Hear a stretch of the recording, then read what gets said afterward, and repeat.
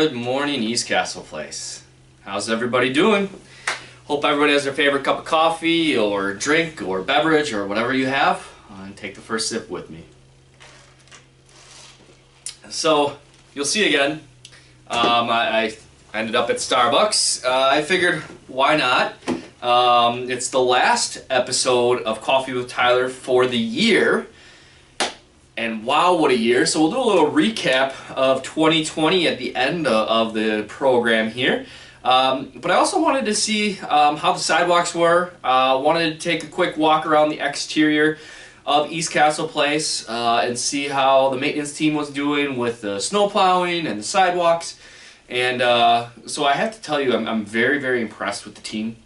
And we'll get into that too, about the snow removal and kind of the program and what we can expect moving forward. As I look outside and we got right around, probably around 5 inches, 5 or 6 inches here in Milwaukee, out towards Waukesha, where I'm from, and I know a couple of you are that might be watching.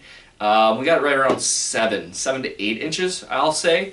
So, you know, maybe didn't have my, maybe not the favorite neighbor award, as I was up around 4:45 this morning, getting out there with my snow blower to make sure I had a clear path to come to work this morning. I like to get in a little bit earlier, especially on snowfalls, to make sure the team all got in okay, and make sure if there's any helping hand that I can lend in the event that somebody did get stuck or we're running a little short just because of the winter weather. But happy to say our team employees continue to do a fantastic job, and all made it in safe and sound this morning. I heard a couple individuals did get a little stuck on the side streets, which, you know, is par for the course. I mean, Milwaukee, we do have a lot of side streets, and if you turn down the wrong one, you may get stuck. So if you are going out anywhere, please do drive very, very safe. Obviously, we have our transportation team that have the buses winterized with blankets and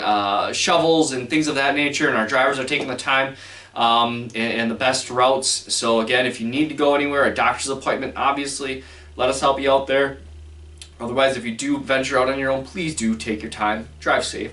And lastly, I do know I saw a couple of you walk in this morning as well, and just mentioned please walk safely. Although the guys have done a really nice job getting the sidewalks salted and things of that nature, it is still pretty slick out there. So again, the team is going to keep an eye on that throughout the day. But they were in, I believe, this morning, probably around 3:30. So we can just jump right into the snow removal program. So the snow removal program for East Castle Place is a slight change from maybe years past, and for some of you that have been here for some years, a pretty drastic change, because Eric Peterson and the team came up with really a solution this year to kind of tag team and make sure we have full day coverage. So we have an A team and a B team. The maintenance team A team comes in very early in the morning to get that first kind of snowfall taken care of, because again, because we are a healthcare facility, we do have standards we have to meet and make sure our emergency exits are always available and able to have ambulance traffic come to them, as well as safety for our staff. So we have staff that do come in at shift changes, starting around 6 a.m. And so we want to make sure that the sidewalks and the parking lots are cleared. Obviously, there's also less cars, so it makes it much easier for the team to navigate and make sure the parking lots are cleared and set to go for that first wave of employees. Then if it's a later snowfall, we do have a team that's prepared to come in the evening to make sure that it's safe for, you know, the second and third shifts to come in, salt the sidewalks, etc., etc. So again, I know that some of you may say, well, the plows woke me up this morning, or the plows are keeping me up at night. I do apologize in advance. However, it is a necessary task, and it is the direction of Eric and myself to make sure that the sidewalks and the drives are clear again, for emergency vehicle purposes, as well as for the safety and security of you as residents, but also of our staff members.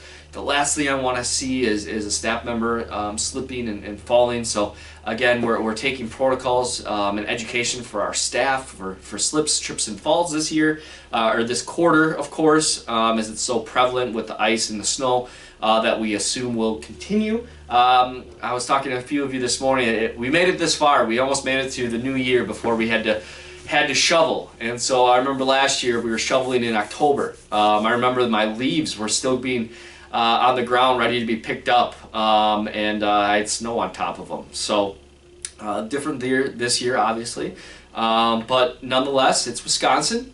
We anticipate it, we are prepared for it, and we'll persevere through it, and it does look beautiful out there. And so again, if you have questions or concerns about that, please let me know. But again, for those of you that are watching this along the Bradford Terrace, in the Bradford Terrace building, or along the water tower entrance, or on the side of Bradford's Avenue, in those contemporary, you will hear the snow plows going by our team early in the mornings, late in the evenings as necessary. And I hope you can understand that. I apologize if you do get woken up. But the team is really just doing their all to make sure we are as safe as possible for this winter season. But again, if there's questions or concerns, you know where I am. Please feel free to reach out to me. All right, so snow. What a great way to start the broadcast. All right, I'm going to take a quick sip. All right, and then the other large topic of COVID-19. And so where do we stand with COVID-19? First, I want to make some clarification. On Monday, I was sitting at home still, taking a day off, and I noticed I was watching the news, and Fox was on, and I was holding my son as he was trying to get back to sleep, and I saw Fox 6 News mention East Castle Place, and so I was very curious, of course, what's going on. My administrator Lindsay had mentioned that Fox 6 was outside. We did not solicit any news or media for the vaccine or any information. And again, it's kind of two ways to look at it. Of course, we're very excited. We're very informed. We're excited about the vaccine.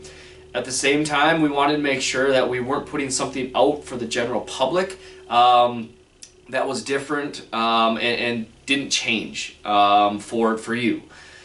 But Fox 6, the local news, did take it upon themselves to Fox 6 News did take it upon themselves to kind of go on the other side of Lake Drive there and mention East Castle Place, and that we had the vaccine, and it was the Moderna vaccine, and the assisted living residents were going to get vaccinated, and it was going to be this week. Well, unfortunately, that is not true. And so I did work with our PR firm. I did speak with somebody over at Fox 6 just for clarification purposes because it's the Pfizer vaccine that we're receiving. It's to our skilled nursing and our memory support neighborhood residents, so our 3rd, 4th, and 5th floors. And if we have enough vaccines, we will also vaccinate our assisted living residents. That again is the state guidance that we have to maintain. Then, so it's not just assisted living, it's actually skilled nursing as priority, our 4th and 5th floor. And lastly, it's next week, Wednesday, January 6th. So I just wanted to clarify that for you. I don't know if you saw that on the news. Maybe you didn't, maybe this is a moot point, which is good. But if you were watching Fox 6 News around 8:30 in the morning on Monday morning, you would have seen East Castle Place, and they mentioned the Moderna vaccine, and it was this week, and it was for assisted living residents, as opposed to what we actually have at East Castle Place is the Pfizer vaccine that's happening on Wednesday, January 6th for our skilled nursing and memory care residents. So again, just wanted to clarify that for you. But again, that's where you really have to be somewhat cautious when you're working with media and really make sure that the message that you want to share is very clear and distinct. And so again, if there's questions regarding that, let me know. Now jumping back into COVID-19, where do we stand as a community? Well, we're very excited. We were able to actually empty our COVID-19 unit on our 5th floor.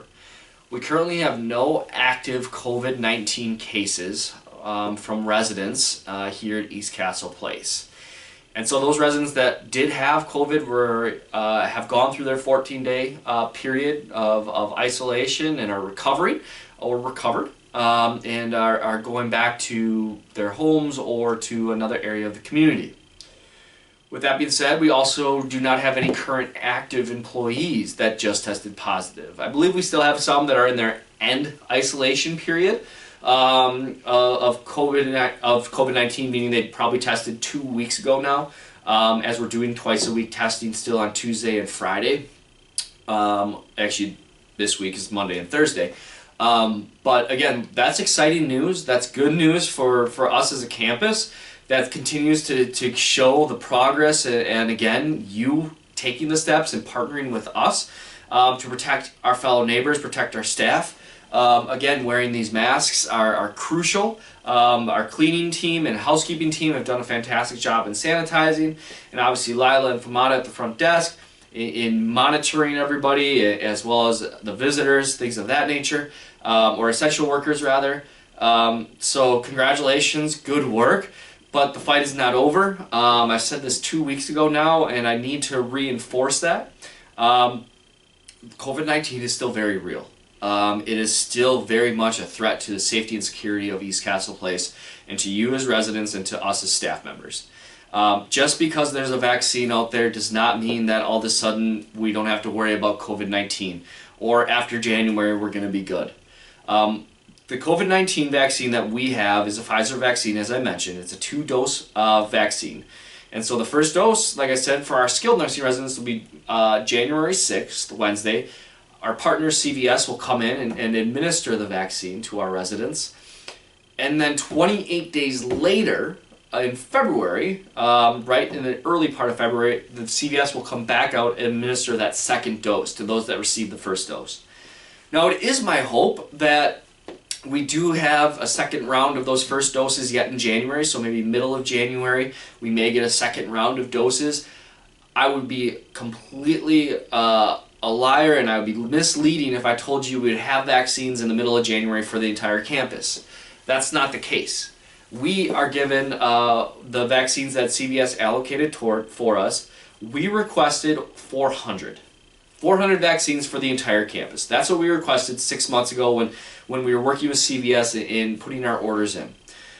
That would cover all staff members and independent living, assisted living, skilled nursing, and our memory care areas. In all, we have roughly 215 residents on a given day, 200-ish employees. We know that it's not mandatory. We know that not everybody's going to get it, although it is highly encouraged. So that's why we requested 400. CVS came back and said you have 88, and it goes to your skilled nursing and your CBRF and your assisted living. So we can cover our full assisted living, CBRF, and skilled nursing population at this time with those 88 doses. And that's really where it ends.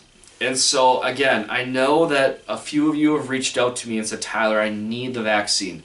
I might be going somewhere. My family wants me to have the vaccine. I need to have access to that vaccine. I wish I could, and I promise you I'm not holding it back for myself or for other select residents. But unfortunately, because of the nature of our regulatory environment, our skilled nursing, our assisted living, and our CBRF are mandated by the state to receive that. Then the essential workers that work in those areas directly with that population, so our nurses and our CNAs and our housekeepers that work directly in those skilled areas, are in that next tranche. Now, I'm hoping that that next tranche is larger and covers the entire campus, but I will tell you that that next tranche is designated for those individuals.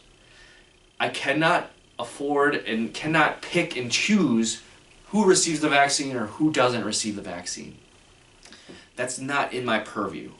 My purview and what I'm required and accountable to do is facilitating the doses that I have that are allotted to East Castle Place to the areas that are regulatory specific and mandated by the state. Again, If there's leftover doses, again, we're working through that, but I can't offer that into independent living because, again, I know that there's a pent-up want for that, and I would be remiss if I was able to give 5 doses to 5 residents or 10 residents, and the next 10 or 20 residents that wanted the dose now weren't able to have it. It's just something that I have to facilitate and navigate, and I appreciate your understanding in that. Again, this vaccine does not make you Superman or Superwoman. It's a 2-dose vaccine, so it is 28 days apart. These masks are not going away. The temperature checks and everything that we're doing is not going away. It's going to carry well into the new year. Even with the success that we've had in the I guess the active cases that we don't have, we aren't looking at opening the dining room. We're not looking at doing small groups at this time. We are continuing to take a very cautious approach to how we operate the community. I am waiting and very optimistically, I do hope that we don't see an increase in COVID-19 cases after the holidays, but as the governor and as the state and as the U.S. really is kind of looking at is a potential spike as testing kind of ramps back up after the holidays. And as I know, individuals, as much as we're told to stay home and not gather in large groups, again, I want to be safe, and so I'd rather be safe than sorry. And so that's why at this time there are no plans to open the community back up to small group gatherings, opening the dining room. I know that is a priority. I know that is essential to the socialization and function of the community. But I want to do it again cautiously, and I want to do it strategically. And so I will be reevaluating after the new year. Probably after the 2 weeks after the Christmas and New Year holiday, to see how our testing goes from an employee standpoint, to see how our COVID-19 cases run within the residents. Hopefully, again, we don't have any, but again, I want to be safe, better safe than sorry. So we will be continuing to look at it. I'll continue to communicate very specifically with you, as specific as I can. This is still very, very changing. I am very hopeful, and it's very good news that there is a vaccine, 2 vaccines now that the FDA has approved, the Pfizer and the Moderna. I hear of another one, Johnson & Johnson, that looking like they may get FDA approval in February, and I believe that might just be a 1-dose vaccine. So again, keeping my ear to the ground. I'm fortunate to have a partner in Lindsay that also works side by side with me. We have Leading Age Wisconsin that is their ear to the ground from a state level, as well as LCS and the CDC, and we're gathering all that information. So again, I'm getting information every single day, sometimes every hour in cases about different things from the vaccine. And so we're filtering through that to make sure we are strategic and getting the vaccine as quickly as possible, but also wanting to make sure that it's available to you, and that I'm not over-promising that the vaccine will be here and you all will have access to it when I can't keep up that promise. And so again, my promise to you is to continue to communicate with you, continue to push to get all the vaccines that we can for our entire campus, because trust me, I do want East Castle Place to have access to the vaccine as soon as possible, because I know how important it is, and I do know because you live at East Castle Place, you are ahead of that general public, ahead of maybe a friend that's not living in the senior living community, because we in senior living communities are taking priority, and so we're working those different avenues. And again, I want to just be fully transparent with you that we are receiving the vaccine. It is for the skilled nursing on 4th and 5th floors, on our 3rd floor of memory care, and our assisted living population. Then it'll be our staff members, and then it'll be those other staff members along with independent living residents that will receive that vaccine. Again, it's not mandatory for our staff. That's something that is a federal guideline. The federal government has come out and said it's too new, and said we can't mandate that from a Department of Labor standpoint. And so again, we're highly encouraging all of our staff to receive the vaccine. And again, I think from what I've been hearing from Dr. Fauci and from some of the other news resources that I've been reading from the CDC and you know, it looks like it might take around 75 to 80% for the country. But again, we're going to worry about East Castle Place. We're going to worry about what's within our control. And so what's within our control, again, is January 6th, Wednesday, CVS, our partner pharmacy, will come on site to administer the vaccines just to the skilled nursing, memory care, and assisted living residents. We're working through powers of attorney for those that need the consents. Again, it is going to be available to our staff if they work in the direct line or in the direct care at some point. But again, the residents will take priority. So that is the COVID-19 update. You will see this update in memo format as well. I know Lindsay put out a memo in my absence last week just stating also what I'm stating about the vaccine in January 6th. So we're excited. And again, I look forward to the new year and what's to come with the vaccine as well. Some other exciting news to look forward to in the new year is we have a new assisted living director that's going to join us. So Lori Meckley, as many of you may know, left East Castle Place back in, I want to say November. And since then, obviously, we were recruited and we found Cheryl Vopel.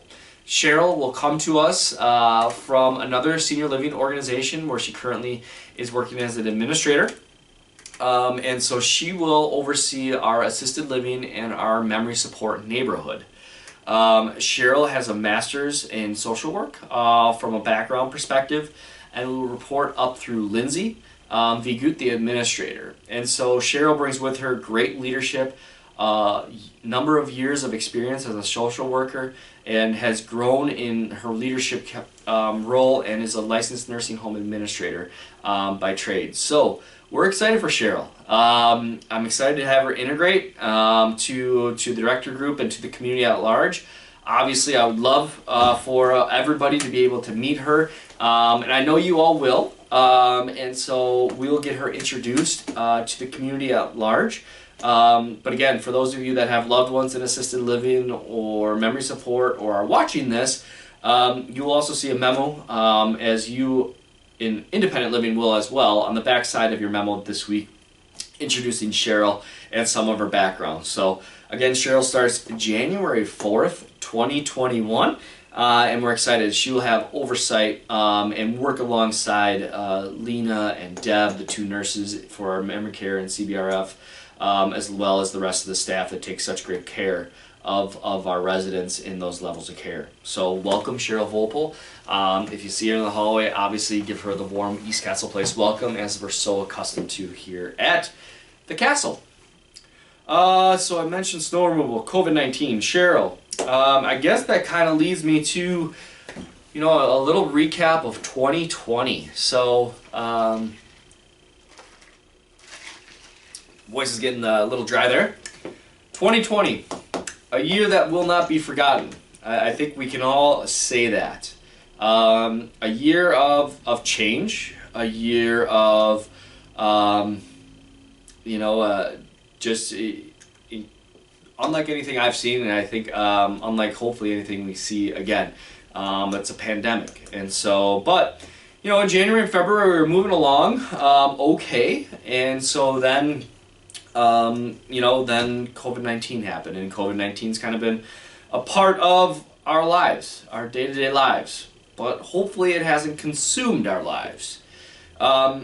It's pretty easy to focus on the negative. It's pretty easy to focus on what we weren't able to do in 2020, but I want to take a moment and just recap also the positive things that came out of it. So, March 9th was the first time that we actually kind of did our first efforts to shut down. The first case, I believe, in the U.S. was back in January, February, if I'm not mistaken. And early in March is when I have a memo that's on March 4th, actually, that has a posting about COVID-19. If you have these symptoms, please don't come in. Then, shortly thereafter, we had memos to staff, memos to you about PPE, our personal protective equipment. There was actually a brief shortage of personal protective equipment. We at East Castle Place were fortunate to have resources that we didn't run short, and we maintained. Again, life changed. We closed the dining room. We kind of closed activities. But out of that was created ECTV, channel 955. And so much of what we did in person went to virtual, much like our Coffees with Tyler. For example, then Mike Reaver brought up trivia. Then we had State of the Castles. And ECTV morphed into this whole dynamic, this whole television station that was in-house for East Castle Place and that we enjoy each and every day. Then along with that, a little bit later, we were able to start testing. And so from testing, we were able to know kind of our results of COVID-19 and where we were at. Then out of that, we kind of became even more adapt to small groups, virtual Zoom meetings, FaceTime with family members, putting in different precautions as screening protocols, so to speak, all came into place. And so with that, kind of born the shields around Lila and the protection there, and just taking different inventive steps in many ways to protect you and protect us. Also, out of COVID-19 was born this newsletter. That all of you do such a great job at. I mean, this is incredible. The first issue I have, and I think this is about the December 25th, the Christmas issue, and I look forward to the last issue. But it engaged different residents. It engaged different opportunities for you to expand and share with your neighbors. Maybe something that they didn't know about you. Maybe something, a talent, because there's a ton of talent that is on that paper. Pastor Epley did the daily doses of happiness that continue on. Just different things. It really born just a number of incredible feats. And by you as residents and by the staff members. The heroic efforts of our staff to come in each and every day to work with residents that needed that care, to provide the food services, and Laura's team to figure out different ways to engage our residents and your neighbors. And you came along right side of that. And so again, I continue just to be, as I look back, just blown away at the incredible amount of support that you showed and continue to show myself and your fellow neighbors and the other staff members. Is it truly incredible.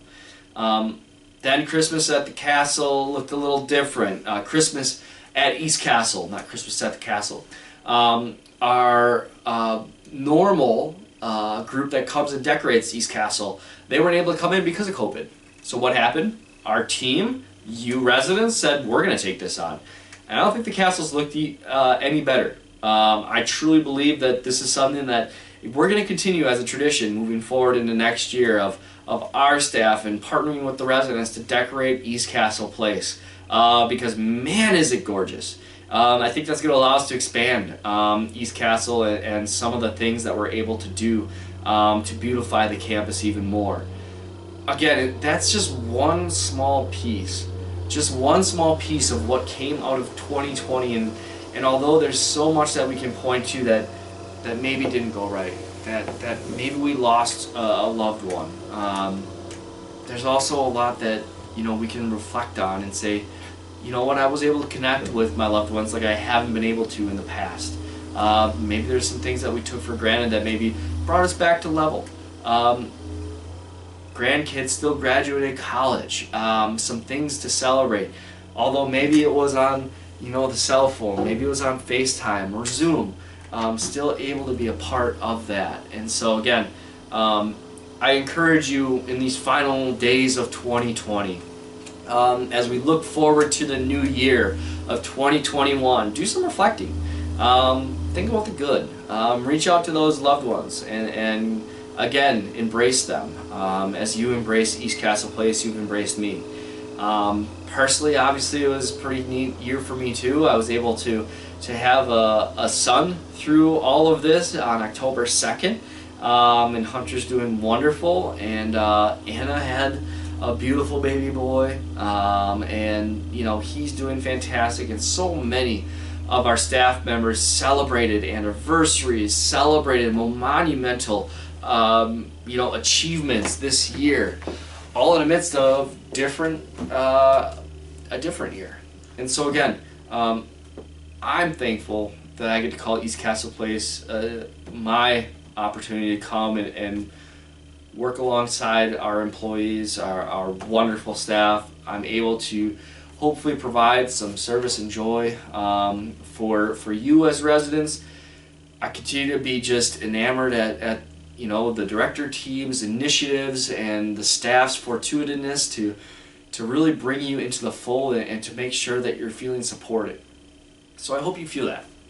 And so, as we wrap and as we reflect on 2020, I mean, again, it's just, maybe it's the optimism in me, but again, I encourage you to do the same. So with that, I'm going to call it a wrap for 2020. This is the last broadcast of 2020. 2021 will bring a new year. I'll still be here next week, same time, same place. But I hope everybody had a wonderful holiday. I hope everybody looks forward to the new year, and I look forward to the wonderful, wonderful, wonderful things that I know 2021 has in store for us. So with that, I'm going to sign off with a sip. I want to wish you a very happy new year, and I look forward to what's to come in 2021. Take care, everybody.